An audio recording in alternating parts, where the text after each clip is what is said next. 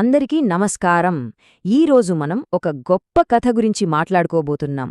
ఇది తరతరాలుగా మనందర్నీ ప్రభావితం చేస్తూనే ఉంది. అదే రామాయణం. ఇది కేవలం ఒక కథ మాత్రమే కాదు, ఇది ధర్మం గురించి చెప్పే ఒక మహేతిహాసం. అంటే సరైన దారిలో నడవడం, మన కర్తవ్యాన్ని నిర్వర్తించడం, త్యాగం, ప్రేమ, చివరికి చెడు మీద మంచి ఎలా గెలుస్తుందో కళ్లకు కట్టినట్టు చూపిస్తుంది. సరే, ఇంకెందుకు ఆలస్యం, ఈ అద్భుతమైన ప్రయాణాన్ని మనమందరం కలిసి మొదలుపెడదాం. ఒక చిన్న వాగ్దానం, కేవలం ఒక మాట, అది ఒక మహాసామ్రాజ్యం తలరాతను ఎలా మార్చేయగలదు? ఆలోచించి చూస్తే రామాయణం మొత్తం నడిచేది ఈ ఒక్క ప్రశ్న చుట్టూనే. ఇచ్చిన మాటకు కట్టుబడి ఉండటమనేది ఒక వ్యక్తి జీవితాన్ని, చివరికి ఒక రాజ్యం భవిష్యత్తునే ఎలా శాసించగలదో ఈ కథ మనకు చాలా స్పష్టంగా చూపిస్తుంది. సరే, మన కథ ఎక్కడ మొదలవుతుందంటే సకల సంపదలతో విలసిల్లుతున్న అయోధ్య రాజ్యంలో. ఆ రాజ్యాన్ని పాలుస్తున్నది మరెవరో కాదు, ధర్మమూర్తి అయిన దశరథ మహారాజు. అంతా బాగుంది, కాని ఆ రాజ్యానికి ఒక ఆశాకిరణం కావాలి. ఆ ఆశే ఒక రాకుమారుడి రూపంలో త్వరలోనే ఉదయించబోతోంది. దశరథ మహారాజుకి మొత్తం 4 కుమారులు. వాళ్లలో అందరికంటే పెద్దవాడు కౌసల్యపుత్రుడైన రాముడు. ఇక రాముడు గురించి చెప్పాలంటే ఆయన సద్గుణాలకు, ధర్మానికి నిలువెత్తు రూపం. అందుకే అయోధ్య ప్రజలందరికీ రాముడంటే ప్రాణం. వాళ్ల ఆశాజ్యోతి కూడా ఆయన.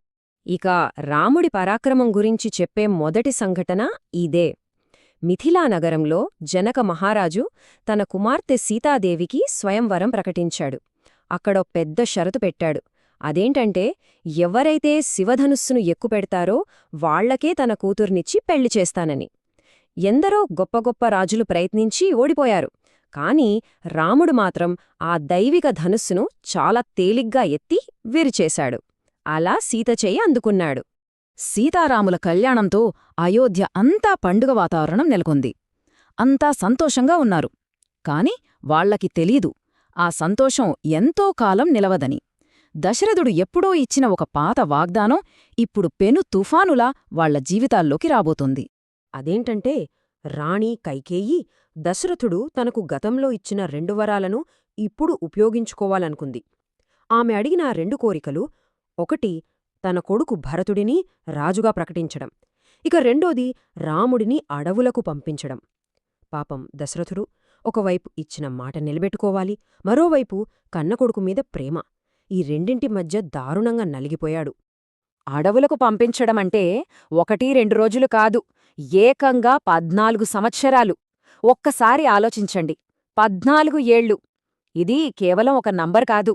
రాజభోగాల్లో పెరిగిన ఒక యువరాజు అన్ని సుఖాలను వదిలేసి కఠినమైన అరణ్యవాసంలో గడపాల్సిన కాలమది. 14 సుదీర్ఘ సంవత్సరాలు. ఇక్కడే మనకు రాముడి గొప్పతనం ఏంటో అర్థమవుతుంది. తండ్రి ఇచ్చిన మాటను గౌరవించడమే తన మొదటి కర్తవ్యం అనుకున్నాడు. అందుకే ఒక్క మాట కూడా ఎదురు చెప్పకుండా అరణ్యవాసానికి సిద్ధపడ్డాడు. అంతేకాదు, ఆయన భార్య సీత, సోదరుడు లక్ష్మణుడు కూడా రాముడితో పాటే అన్ని సుఖాలను వదిలేసి అడవులకు బయలుదేరారు. ఇలా అడవుల్లో వాళ్ళ ప్రయాణం మొదలైంది. అంతా ప్రశాంతంగానే ఉంది అనుకుంటున్న సమయంలో ఒక ఊహించని సంఘటన జరిగింది. ఇక ఇక్కడ్నుంచే రామాయణంలోని అసలు కథ, అస్సలు పోరాటం మొదలవుతుంది. కథ ఒక పెద్ద మలుపు తీసుకుంటుంది. అసలు ఏం జరిగిందంటే, లంకారాజు రావణుడి చెల్లెలు శూర్పణఖ రాముడిని చూసి మోహపడుతోంది. లక్ష్మణుడు ఆమెను తిరస్కరించి అవమానించి పంపేస్తాడు. ఇక తన చెల్లెలికి జరిగిన అవమానానికి ప్రతీకారం తీర్చుకోవాలని రావణుడు ఒక పక్కా ప్లాన్ వేస్తాడు. మొదట ఒక మాయ జింకను పంపి రాముడిని దూరం పంపిస్తాడు. తర్వాత ఒక మోసపు కేకతో లక్ష్మణుడిని కూడా సీతకు దూరంగా వెళ్లేలా చేస్తాడు. ఇక ఆఖరికి ఒక సన్యాసి వేషంలో వచ్చి ఒంటరిగా ఉన్న సీతను అపహరించుకుపోతాడు. రావణుడు సీతను అపహరించి లంకకు తీసుకెళ్లాడు. అంతే, ఈ ఒక్క సంఘటనతో కథ మొత్తం తలకిందులైపోయింది. తన ప్రాణం కంటే ఎక్కువగా ప్రేమించే సీతను తిరిగి తీసుకురావడానికి రాముడు ఒక మహా అన్వేషణను మొదలుపెడతాడు. అది అంత సులభమైన ప్రయాణం కాదు. సీతను వెతుకుతున్న ప్రయాణంలో రాముడు వానర రాజైన సుగ్రీవుడిని కలుస్తాడు. ఇద్దరూ స్నేహితులవుతారు. రాముడు సుగ్రీవుడికి సహాయం చేస్తానని మాట ఇస్తాడు. సుగ్రీవుడి అన్న వాలీని సంహరించి అతనికి కిష్కింధ రాజ్యాన్ని తిరిగి ఇప్పిస్తాడు. ఇక అందుకు బదులుగా సుగ్రీవుడు తన మొత్తం వానర సైన్యాన్ని సీతను వెతకడానికి 4 దిక్కులకు పంపిస్తాడు. అలా ఒక పెద్ద సైన్యం తయారవుతుంది. అప్పుడే ఒక అద్భుతం జరుగుతోంది. ఆ వానర సైన్యంలో ఉన్న రాముడి పరమభక్తుడు హనుమంతుడు తన అపారమైన బలంతో ఒకే ఒక్క గెంతులో సముద్రాన్ని దాటేస్తాడు. అవును, 100 యోజనాల సముద్రాన్ని దాటి లంకకు చేరుకొని అక్కడ అశోకవనంలో ఉన్న సీతమ్మ జాడను కనుగొంటాడు. హనుమంతుడు సీత జాడ కనుగొని ఆ వార్తను రాముడికి చేరవేస్తాడు. ఇంకేముంది, లంకలో మహాయుద్ధానికి రంగం సిద్ధమైంది. ఒకవైపు రాముడి వానర సైన్యం, మరోవైపు రావణుడి రాక్షస సైన్యం. మంచికి చెడుకీ మధ్య ఒక భీకరమైన పోరాటం మొదలుకాబోతోంది.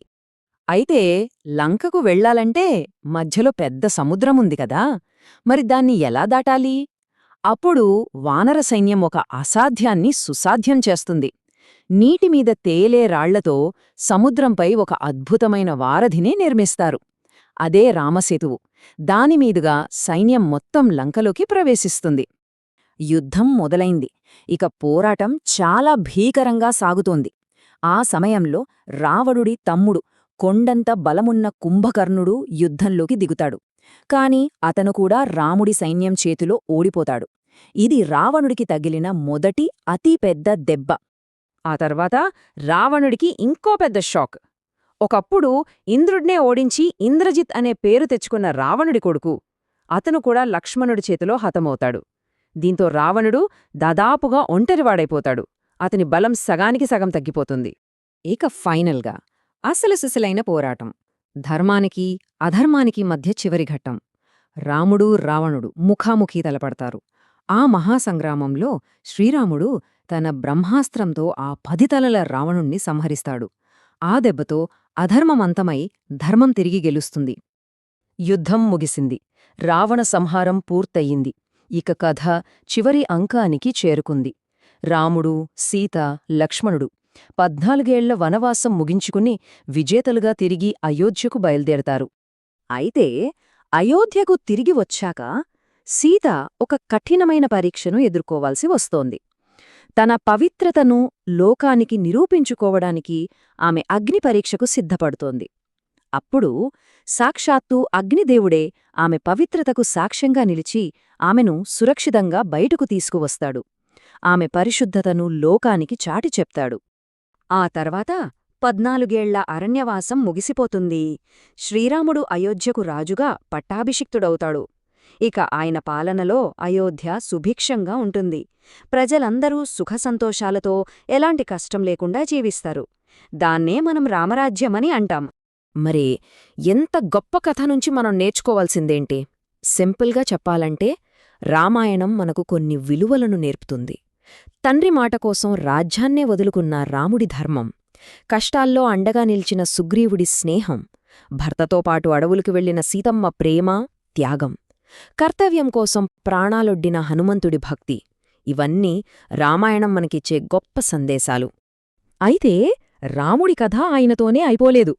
ఆయన వారసత్వాన్ని, ఈ అద్భుతమైన గాథను ఆయన కుమారులైన లవకుశులు తమ గానంతో తరతరాలకు అందించారు.